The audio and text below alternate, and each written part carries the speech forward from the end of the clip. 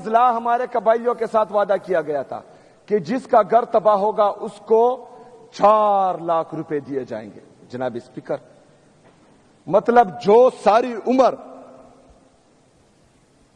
रुपए जमा कर करके अपने लिए एक घर बनाता है, तो एक ड्रोन आकर उसका घर तबाह करेगा, एक जेट आकर उसका घर तबाह करेगा और वफाकी हुकूमत पाकिस्तान उसे 4 लाख रुपए देगी। शर्म आनी चाहिए इनको। दूसरी शर्मनाक बात यह है कि वो 4 लाख रुपए भी अभी तक नहीं मिले। 15 साल से वो 4 लाख रुपए भी नहीं मिले। तो एतमाद का लेवल तो ये है। दूसरी तरफ मेरे नॉर्थ वजीरिस्तान, ये आपने देखा कि सोहेल खान अफरीदी ने इस निज़ाम को, इस रियासत की असल औकात पूरी दुनिया के सामने खोल के रख दी है कि ये वादा करते हैं कि हम पैसे आपको देंगे। ट्राइबल लोगों से इन्होंने वादा किया कि आपके अगर घर तबाह होते हैं, ये होता है, वो होता है, आपका कोई भी नुकसान होता है, तो हम आपके साथ खड़े होंगे और हम आपको फुल सपोर्ट करेंगे। लेकिन असलियत इनकी खुल के सामने आ गई है कि किसी एक हुकूमत का बंदा आके खड़ा नहीं हुआ, किसी एक अदारे का बंदा आके इनकी सपोर्ट नहीं की, इनके पैसे नहीं दिए जो इन्होंने वादे किए थे कि हम आपके पैसे देंगे अगर आपके घर तबाह होते हैं या आपका कोई नुकसान होता है इस ड्रोन अटैक के जरिए, इस ऑपरेशन के जरिए, या कोई जेट आपके घरों को तबाह करता है, तो हम आपका फुलफिल करेंगे, हम आपको पैसे देंगे और आपके साथ खड़े होंगे। ये सोहेल अफरीदी ने इनको बेनकाब किया और इनको बताया कि आप लोगों से वादा करते हो तो फिर वादा मुकम्मल किया करो ना, फिर रफू चक्कर होके पतली गली से निकल क्यों जाते हो? वही खड़े होके मुकाबला किया करो, वही होके खड़े होके कहा करो कि जो हमने आपसे वादा किया था हम ये पूरा नहीं कर सकते। फिर आवाम से झूठे वादे क्यों करते हो? फिर आवाम को चूंटियां क्यों बनाते हो? ये तुम्हारी असल औकात है जिससे आवाम तुमसे नफरत करती है और अब आवाम तुम्हारे पॉइंट ऑफ व्यू को नहीं मानती। आवाम कहती कि तुम झूठे हो, तुम फ्रॉड हो, तुम लोग चोर हो, तुम लोग करप्ट हो, तुमने इस मुल्क को, पाकिस्तान को अपने वफादार के लिए खराब और तबाह बर्बाद कर दिया। इस फ्लोर से मैं बंद कमरों के मुनसूबा साजों से यह कहता हूं कि अगर हम तनकीद करते हैं, अगर आपकी पॉलिसियां बार बार नाकाम होने की वजह से हम इससे दिल बर्दाश्त हो गए हैं, तो हम दूसरी तरफ हल भी देते हैं। हल यह है कि सूबाई हुकूमत को, तमाम सियासी और मजहबी जमातों को, यहां के स्टेक होल्डर्स को, मशरान को, इनको साथ बिठाए, पॉलिसी बनाए।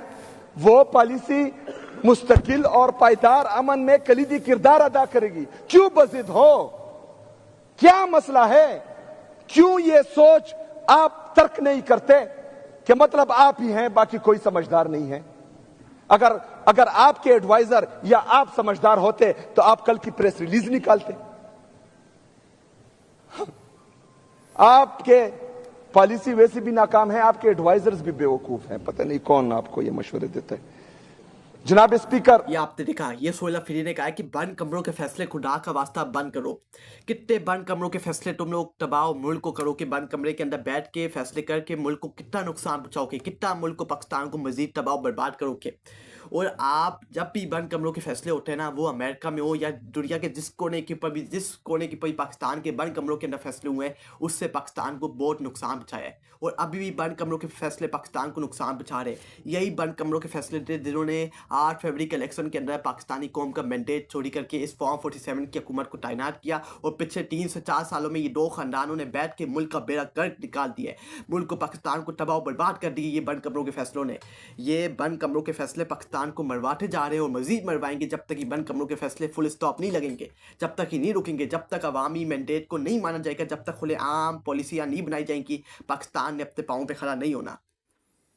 वजीर तलाल चौधरी साहब उठते हैं, फ्लोर ऑफ द हाउस उठते हैं और वो कहते हैं कि ऑपरेशन होगा, ऑपरेशन होगा और ऑपरेशन होगा। वजीर दिफा उठते हैं तो वो भी ये कहते हैं कि ऑपरेशन होगा।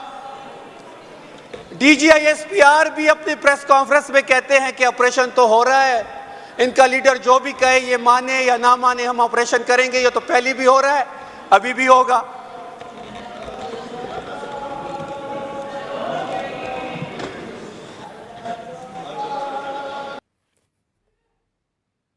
ये सफ़ी जान ने बात की है कि ये पहले कहते हैं तलात चौधरी हो गया, ये इनके अपने वजीर ख्वाजा आसिफ कौमी असेंबली पे खड़े होकर प्लेटफॉर्म में खड़े होकर कहता है कि ऑपरेशन तो होगा, ऑपरेशन हम करवा रहे हैं, किसी का बाप भी नहीं रोक सकता, हम करवाएंगे ऑपरेशन, अगर हिम्मत है तो बीच में आके रुकवाओ। ये ख्वाजा आसिफ का अपना ओन बयान है कौमी असेंबली के प्लेटफॉर्म के ऊपर खड़े होके, और अभी अपने बयानी से पीछे हटे हैं और पाकिस्तान तरीके साहब और इमरान खान के ऊपर सोहेल अफरीदी के पर इल्ज़ाम लगाए जा रहे हैं कि सोहेल अफरीदी की रजामंदी के बाद ये ऑपरेशन किए जा रहे हैं। लेकिन ख्वाजा आसिफ ने कुछ हफ्ते पहले और कौमी असेंबली के प्लेटफॉर्म पे खड़े होकर कहा कि ऑपरेशन हम करवा रहे हैं और हम करवाएंगे, किसी का बाप भी नहीं रोक सकता। और मुख्तलिफ हुकूमत की फॉर्म 47 के वजीर भी टीवी के ऊपर बैठ के यही बकवास करते हैं कि ऑपरेशन होंगे, ऑपरेशन हम करवा रहे हैं, हम फुल सपोर्ट कर रहे हैं और हम करते रहेंगे ऑपरेशन जब तक मसला हल नहीं होता। और अभी अपने बयानी से पीछे हटते हैं। DGSPR ने प्रेस कॉन्फ्रेंस करके अहमद शरीफ साहब ने बताया कि ऑपरेशन हम करवा रहे हैं और ये PTI वाले ऑपरेशन नहीं करवाना चाहते, ये ऑपरेशन को रोकने की भरपूर कोशिश कर रहे हैं। इनका बयानिया अलग है, हमारा बयानिया अलग है। ये पूरे बयान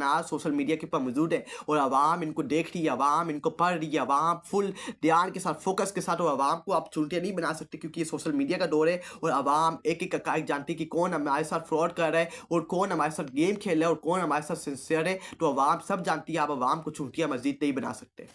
और एक प्लेन मेरे रब का है और बेहतरीन प्लेन जो है वो मेरे रब का होता है। जनाब स्पीकर, इन्होंने पहले इल्जाम लगाया कि स्मगलर हैं, फिर इल्जाम लगाया कि दहशतगर्द हैं।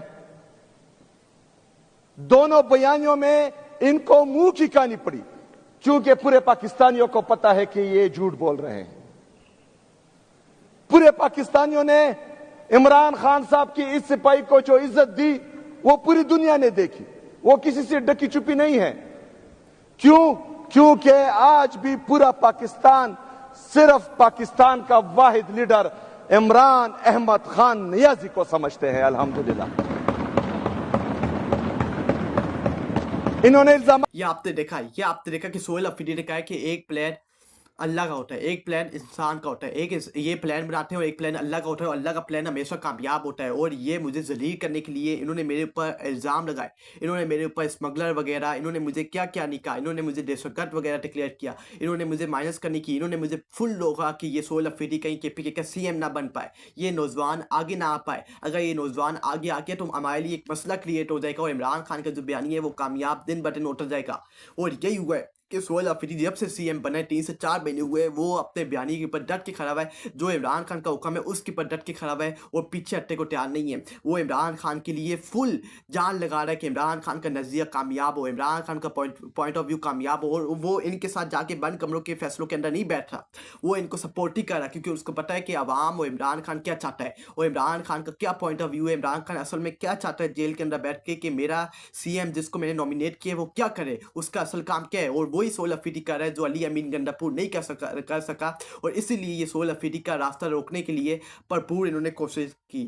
पर अमन नहीं आ रहा तो ये कसूर हमारा नहीं है, ये कसूर सूबाई हुकूमत का नहीं है, ये कसूर सियासी और मजहबी जमातों का नहीं है, ये कसूर पख्तूनों का नहीं है, ये कसूर है बंद कमरों के फैसलों का जो हमेशा से इस मुल्क पर मुसल्लत होते आ रहे हैं।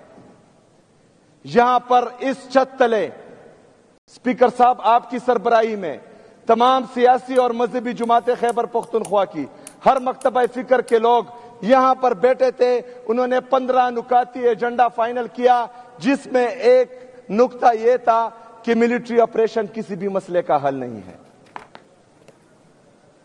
उस पर तमाम सियासी और मजहबी जमातों तमाम हर मकतबा फिक्र के लोगों के साइन मौजूद हैं।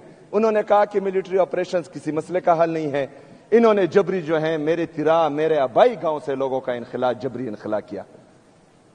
मतलब हम एक तरफ तमाम सूबे की अवाम कह रहे हैं कि मिलिट्री ऑपरेशन किसी मसले का हल नहीं है, दूसरी तरफ ये जो है लोगों को जबरी इनखला करने पर मजबूर करते हैं। अच्छा, उस वक्त मजबूर करते हैं जब बर्फबारी हो रही है।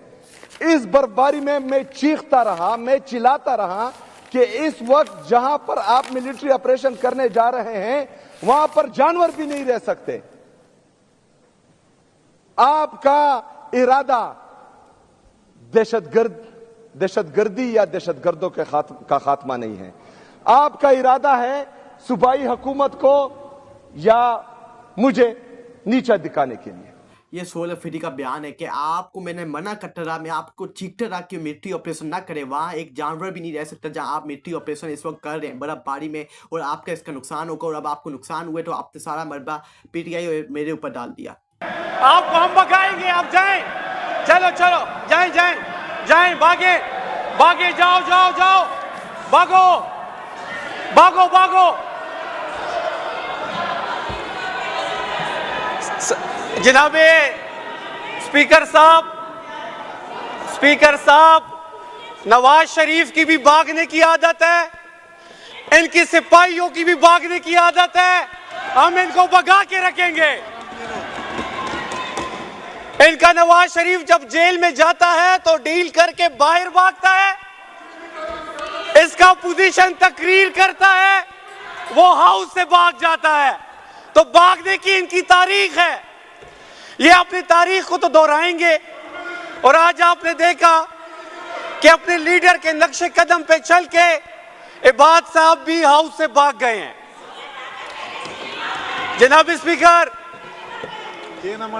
स्पीकर, ये सदके खैरात में सीट्स वाले भी शोर कर रहे हैं। अब ये क़यामत की निशानी नहीं है कि ये सदके खैरात वाले भी शोर कर रहे हैं? हाँ जनाब स्पीकर, अपोजिशन लीडर ने अपना खिताब किया और उसी अपोजिशन लीडर को मैं उसकी तकरीर पर हर्फ बाय हर्फ जवाब दूंगा। ये बंदा जहाँ भी बैठा होगा, सफ़ी जहाँ जो इमरान खान का बब्बर शेर है, इमरान खान का टाइगर है, ये फुल इमरान खान का बयानिया उठा के रखता है। ये पीएमएल का बंदा हो, पीपल पार्टी का बंदा हो, जब भी ये गलत बयानिया करते हैं। और अभी जो इससे केपीके की असेंबली में जिस तरह इनको बगाया हो, नवाज शरीफ को याद दिलवाया कि तुम्हारा लीडर भगोरा है और तुम भी उसी की तरह भगोरा हो, तुम्हारी यही औकात है, तुम्हारी यही वैल्यू कि तुम किसी की बात नहीं सोच सकते और उठ के तुम निकल जाते हो पतली गली से। यही तुम्हारी औकात है कि जो तुम्हारे लीडर ने तुम्हें सिखाई है। आओ हमारे साथ मुकाबला करो, आंखों में आके डाल के बात करो। और ये सफ़ी जहाँ भी किसी भी टीवी मीडिया के ऊपर, पाकिस्तानी मीडिया के ऊपर बैठता है तो इमरान खान का जो पॉइंट ऑफ व्यू है उसको उठा के रखता है, और बताता है कि ये असल में इमरान अहमद खान याजी का बब्बर शेर है और किसी यजीदियत फ़ुरनियत की गुलामी यजीदियत कबूल नहीं करता। ये है असल पठान।